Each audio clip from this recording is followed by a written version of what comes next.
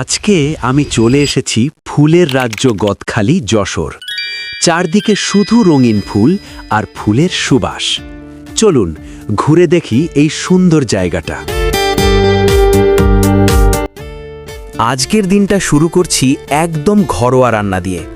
সকালের নরম আলো আর রান্নাঘরের গরম ভাপ, এই ছোট ছোট মুহূর্তগুলোই দিনের সবচেয়ে সুন্দর শুরু।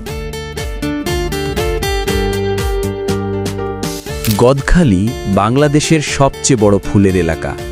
এখান থেকে দেশের বিভিন্ন জায়গায় ফুল পাঠানো হয়। শীতের সকালে হালকা কুয়াশার মধ্যে এই ফুলের সৌন্দর্য সত্যিই মন ছুঁয়ে যায়। চারদিকে শুধু রঙের সমুদ্র, গাঁদা, গোলাপ আর অসংখ্য নাম না জানা ফুল।